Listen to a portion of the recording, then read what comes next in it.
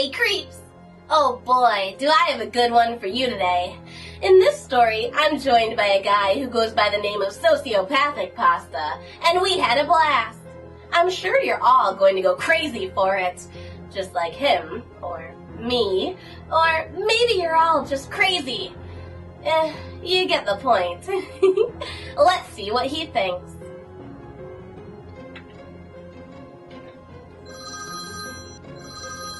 Hello? Hey buddy, I got a question for you. Now, be honest. Oh, sure. Okay. Do you think I'm crazy? You? Crazy? Nah, no way. Really? Maybe just a little bit. That's what I'm talking about. I think you're crazy too. Hey!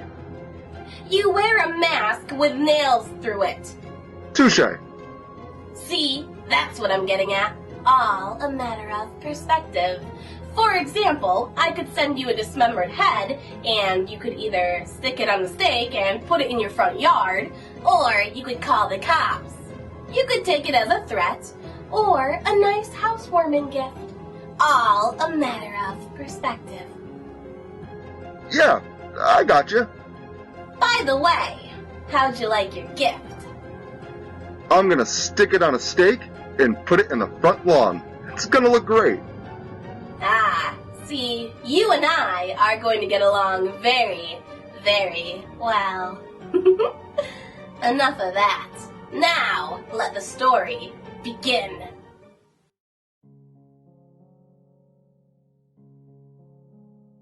Going out might not have been the greatest decision Brad made tonight, but it was better than his usual ones.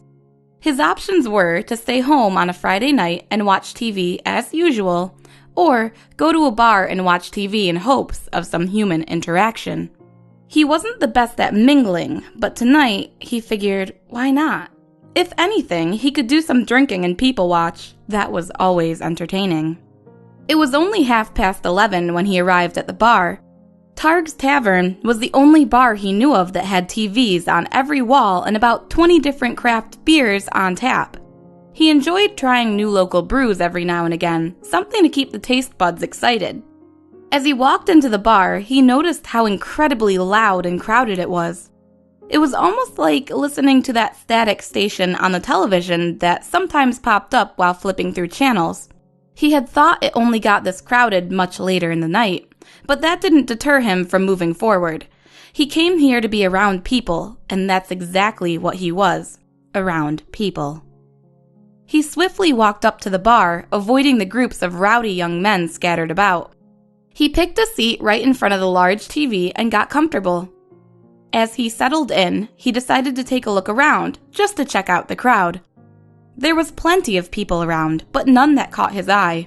He saw a bountiful amount of obnoxious men parading around like they were something special, and a few groups of women in tight dresses, sipping margaritas and trying to show off. Everyone was in their own set groups as far as he could tell. This might have been a mistake, he thought to himself, as he was not enthused over the idea of trying to integrate into an already set group. That always ended awkwardly. At this moment, he truly felt what it meant to be alone in a crowded room. He slouched back over the bar and looked up at the television.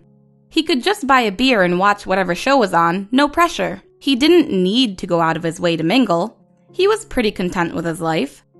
As he tried convincing himself he would be fine right where he was, he felt a raging urge to look around one more time. Hastily, he turned around again, eyeing the happy bar-goers. As he looked from one side to another, his eyes stopped at a lone table in the very back left corner. The table was hidden by a group of guys before, but now he could see it clearly. There was a woman there who seemed to be all by her lonesome. She was absolutely striking. His eyes wouldn't dare leave her, even if he wanted to. She looked oddly familiar to him, as if he knew her from way back or something of the sort. As he stared at her excitedly, he began to notice that she was looking right back at him and giggling. Nervously, he tried to look away. There was no fighting it. She obviously knew he had been eyeing her from across the bar. He had two options: go over to her, introduce himself, and see where it goes, or he could stay right where he was, turn back around, and watch TV alone all night. Fuck it. He came out for a reason, right? He wanted to meet people, even just a little bit. This perfect opportunity was staring right back at him and smiling. Chatting couldn't hurt, he thought, chuckling to himself. He stood up smoothly, trying not to show his inner nervousness. She was just a girl, a really, really pretty girl. And he was just a guy. He didn't think he was too bad looking himself, and it's not like he wasn't a pleasant guy. He had this. Brad took a deep breath and walked gracefully over to the woman's table, dodging drunk patrons and keeping eye contact the entire way. He wanted to play it cool, but also make sure he was polite and friendly. The woman giggled as Brad sat down.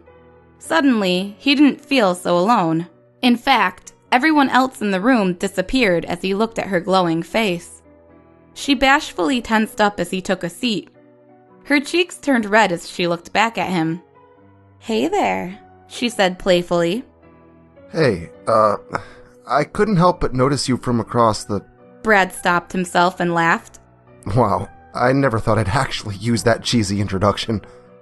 The woman laughed some more at Brad's failed attempt to play it cool. She looked even better when she smiled. Her makeup was done nicely, and he could now make out the smaller details of her face. Dirty blonde hair with even brighter highlights, green eyes, light freckles. She didn't even need the makeup, honestly. He could tell she was into him by the way she smiled and blushed. "Buy a girl a drink?" she asked seductively. Brad didn't waste any time. He ordered a couple of beers for himself and a martini for the lady. The more they talked, the more he could feel their connection growing. They just meshed. He wanted to know everything he could possibly know about her in the little time that he had. He already knew that her name was Maya. She was a nurse, and she was, oddly enough, just as lonely as he was. She had the exact same idea as him tonight. Brad had never had such an extraordinary coincidence happen to him like this before. Fate was finally smiling down upon him. As they chuckled with each other, he finished the last of his drink and pushed the glass away from him. Maya stared at Brad with a sexy smile, whispering, "You know, I have always had a thing for redheads." Brad laughed and brushed his hands through his hair. He found that people either loved it or hated it. He was just happy to find out that she was the kind of person who liked it. He was often bullied for his hair color back in school. You like? He returned playfully. But redheads have no soul, you know. Maya grabbed Brad's hand and ran her fingertips over his skin lightly. "I don't know. You seem like you've got a pretty good soul to me," she said softly. Brad felt his skin rise with goosebumps as she ran her fingers over him. His body started to shiver. He never thought that someone could make him feel this way, especially just with a touch. His smile grew so wide that he was sure he looked like a complete idiot. His eyes began to feel heavy, and the world suddenly started going in slow motion. He felt euphoric. He didn't even know what to say. Just as fast as the euphoric feeling came, the world began to grow significantly darker. Brad's smile quickly faded as he began to feel extremely off. "Hey, are you okay? You look pale. Everything all right?" Maya asked, with clear concern in her voice. Brad kept blinking, trying to stop this weird feeling in its tracks. He felt more tired than he had ever felt before. It was strange, because he was so filled with energy just minutes ago. Beer never had this kind of effect on him either. I don't feel so good," he slurred out. Maya got up behind him and helped him up, forcing him to walk forward. "It's all right. Come with me. I'm going to take you home. I'm a nurse. I can help you," Maya insisted. As Brad stumbled forward with Maya, he mumbled, "No, need to... home." Maya hurried Brad to her car without saying another word and shoved him inside. She looked around as she closed the door, making sure that no one was watching. Quickly, she ran to the driver's side of the vehicle and got in, nervously starting it up. Looking to Brad with an off-putting smile, she assured him, "Everything is going to be all right." Brad couldn't fight it any longer. His eyes would no longer keep themselves open. He let the forced feeling overtake him. His life turned into a black abyss as he fell deep into a world of unconsciousness. He woke up hazily in a bright, unfamiliar room. His vision was still a little blurry, but he could tell that he was somewhere he did not recognize. He sat up on the bed and looked around. Nothing looked familiar to him, not even his own reflection in the mirror. His head felt heavier than normal. He was as nervous as a cow being herded into a slaughterhouse. He watched a lot of horror movies, and he knew it was never a good sign to wake up somewhere you don't remember. He didn't want to panic just yet. He had to keep his cool until he could figure out where he was. He started picking through his brain to find some kind of explanation as to how he got here, but he kept drawing blanks. He couldn't remember what happened, where he was, or even his own name. Whatever he had last night did a real number on him. He was in a daze that he could not shake off, almost like everything he knew wasn't real. As he continued trying to remember, he heard soft footsteps coming down the hall. He froze as he stared at the doorway, waiting for some masked murderer to enter. A strange woman strutted into the room, carrying a piping hot plate of food. He didn't recognize her at all, but he let out a sigh of relief as she did not look threatening in the slightest. She seemed awfully cheerful, being that she was a complete stranger. He was thoroughly freaked out. "Good morning, honey. I brought you your favorite, eggs and bacon," she chimed out pleasantly. Who are you? He shot back at her suspiciously. The woman sighed and fidgeted in her place. Her face gave a look of extreme concern. She didn't dare move another inch, as to not alarm the startled man any more than he already was. "The doctors said you might be this way," she explained before being cut off. What? What way? What happened? He interrupted.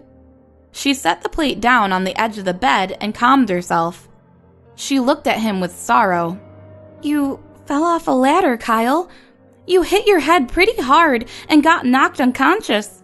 They said you have a slight case of amnesia and might not remember things very well for a while, but I've got some medication I can—" She was abruptly interrupted again. Kyle? Whoa, you got the wrong person here. My name is Brad. Things are a little fuzzy right now, but I swear, my name is Brad. I've never even heard of a Kyle. And who are you? I've never seen you before. He shouted angrily at her as he ruffled the bedsheets. The woman put her hands up to try and signify that he needed to calm down. He was extremely agitated with the change of scenery and confusing accusations. His mind couldn't handle all of this. He didn't know what to feel. Pointing to herself, she calmly replied, "I'm Maya, your wife." Brad shook his head in disbelief. He'd never even seen this woman before, and now he's apparently married? Something was very wrong here. His gut retched. He wouldn't just believe this bullshit. This woman was fucking with his mind for some reason unbeknownst to him. Brad got himself up and urgently stood across from Maya. He didn't care why she was doing it. He needed to get out. Brad attempted to walk around the woman, but she quickly stopped him by grabbing his arm. "No, wait! Listen!" she yelped, almost like she was hurt, continuing. "You just need to give it time. You'll remember, and I can help you." Brad shook her off. These claims were so bizarre. How could he be married? He was only 23. He didn't want to be married yet. He was positive that his name was not Kyle. He faintly remembered a much different life than what Maya was telling him, even if he couldn't fully remember it right now. There was no way he could believe he was married. He just knew it wasn't true. His mind was racing as it tried to come up with some sort of answer. "Don't you remember me? Maya. I'm Maya. We were high school sweethearts. You proposed to me when we both graduated. You said you never wanted to be with anyone else but me.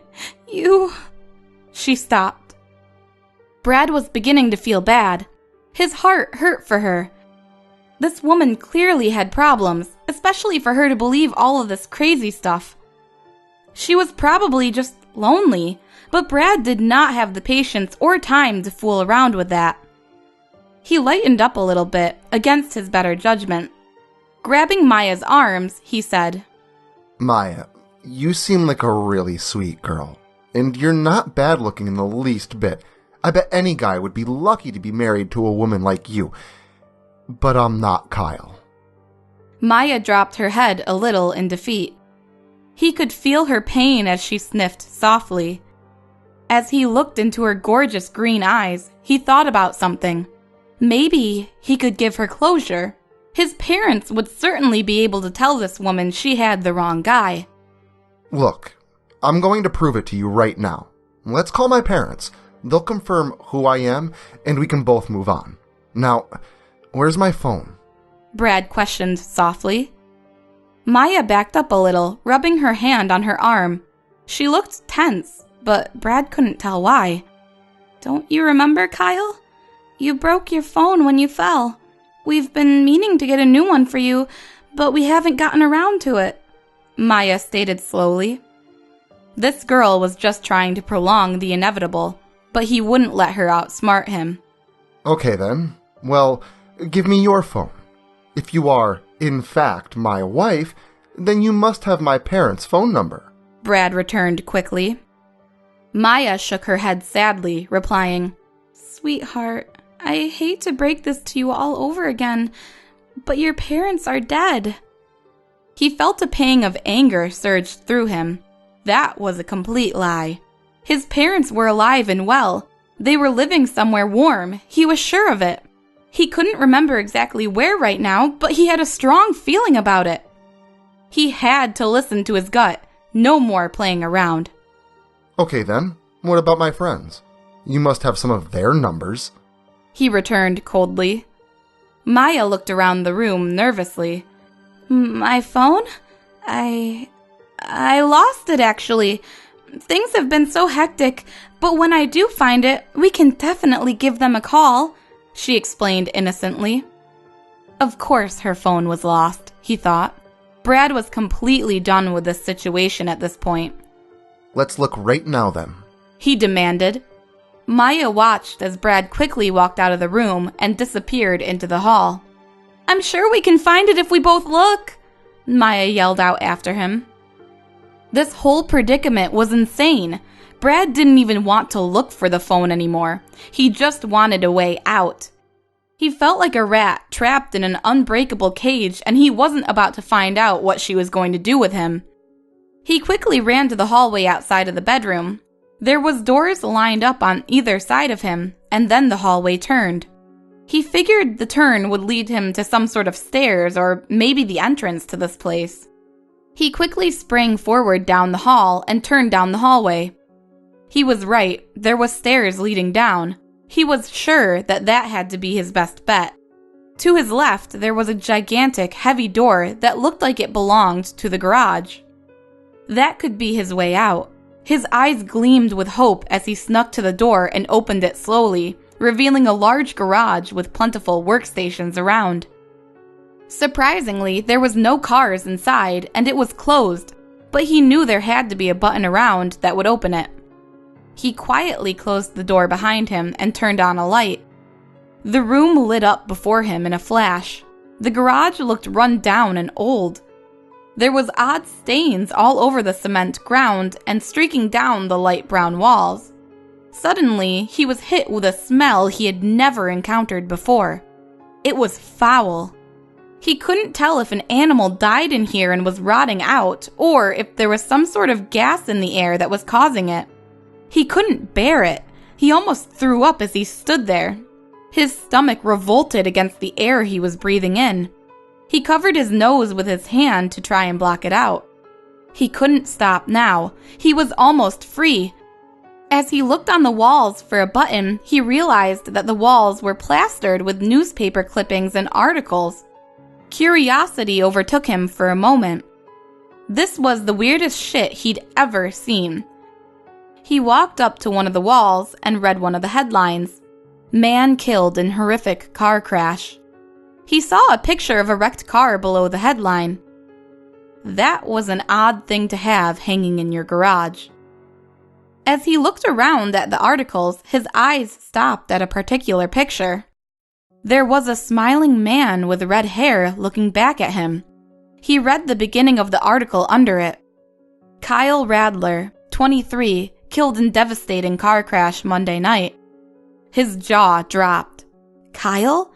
That must have been who she was talking about. He felt an overwhelming sadness sweep over him, mixed with the sensation of nausea. He felt terrible.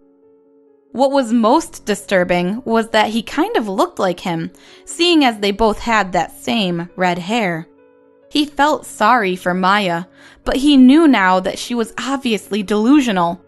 He couldn't believe a random woman would go around and take home men with red hair to try and fill the void her husband left.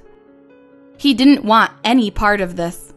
She needed help, and he was not the right person to give it to her. The awful stench hit him once again. He squinted his eyes and looked around for what might be causing it. In the very corner of the room, there was a large refrigerator with stains of the same sort all over it. It could be rotting food, he thought, but he smelled rotting meat before, and this smell was far worse than that.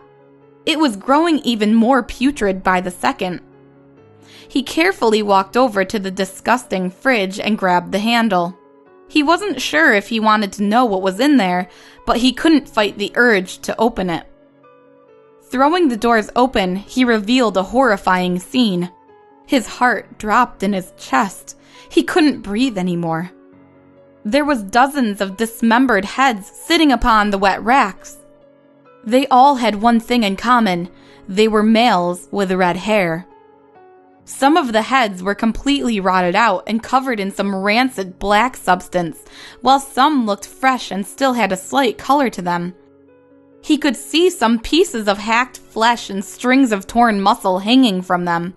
Some of the heads' eyes were open and stared right back at him in endless agony. He couldn't take it. He felt like he was suffocating.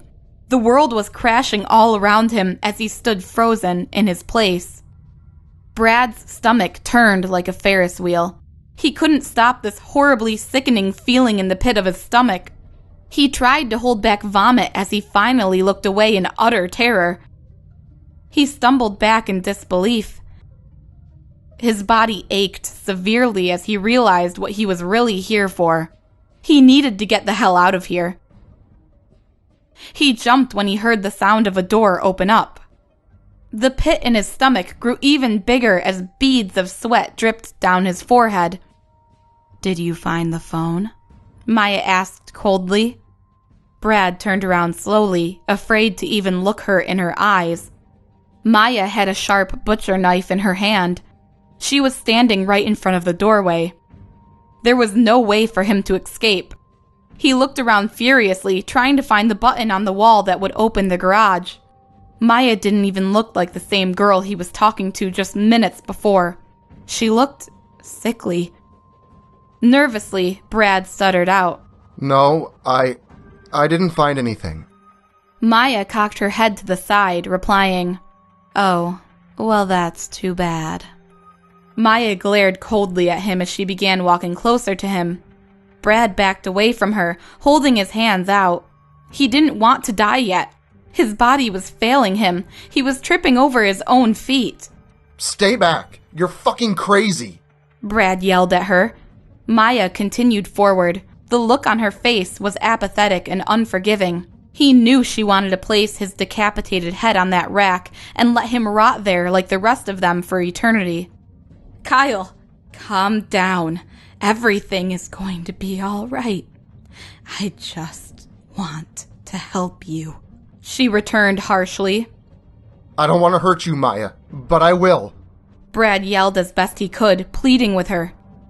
She didn't care what he had to say. Maya was inches away from him now. Brad was not about to die here.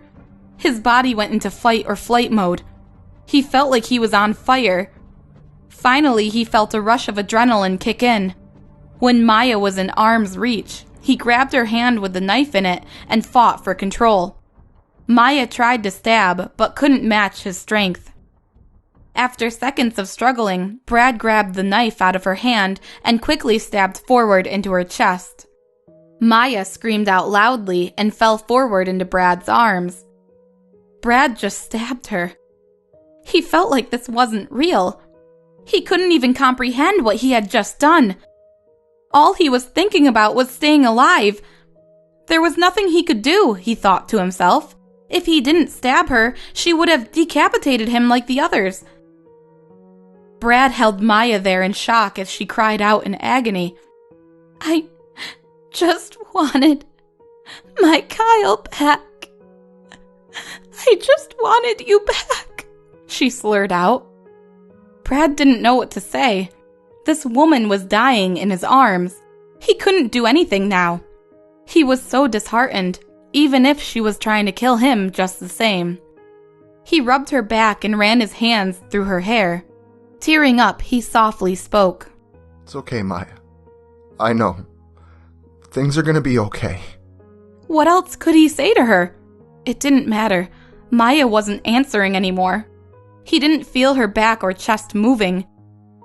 She was dead. Brad dropped her to the ground and yelled out, "What the fuck just happened?" His arms and clothes were soaked in blood. His body was going into shock. He couldn't move. He dropped to the ground and curled up into a ball. He felt like he was paralyzed. All he could do was scream. About 30 minutes later, he heard footsteps in the house. Time stood still to him since he stabbed Maya. He finally came back to reality. He heard some sort of yelling, but couldn't make out what it was. He felt like this was all just one big, bad dream. Suddenly, the door busted open and 2 police officers barged in. Brad got up, startled by the presence of the police. He quickly put his hands up, showing he was no threat to them. Looking down at Maya's corpse, he screamed out. One of the police officers called for an ambulance over his radio. The other police officer came over to Brad and roughly handcuffed his hands behind his back, dragging him out of the house and to his car. He was infuriated. He had just climbed his way out of the seemingly endless hell, and now he was going to jail? As they walked towards the car, Brad pleaded, Please, you don't understand. She was trying to murder me. She decapitated dozens of people. It's all there in the fridge. The police officer threw the car door open and looked at Brad in disgust. That's enough, Kyle. You went too far this time. How could you stab the woman who stood by you through everything? I hope you rot in jail. No, you will rot in jail. The officer shouted back at him. Kyle? He stuttered back. No, I'm Brad. You've got the wrong guy. The officer shoved him into the back of the cop car, shaking his head. Brad, Kyle, who cares who you are today? We've been through this. I don't care what the hell they call it. Paranoid schizophrenia, multiple personality disorder, severe hallucinations. I just don't care. I told Maya to lock you up in an institution a long time ago. Now look where that got that sweet woman. She loved you through it all, and this is how you repay her? I don't care what they claim you have. You're gonna pay for what you've done, Kyle. And you can bet your ass I'm gonna make sure of it. The officer slammed the door shut as Kyle sat there in awe. He felt sick to his stomach. He couldn't believe it. The officer had to be working with Maya in some sort of malicious plot to murder him. He couldn't remember it clearly right now, but his name was Brad. He just knew it. Do any of us really know who we are? Or maybe we just think we do. What's my name again? Creep Road? Lane? Cul-de-sac? It's on the tip of my tongue, I swear. Well, until next time, stay creepy, freaks.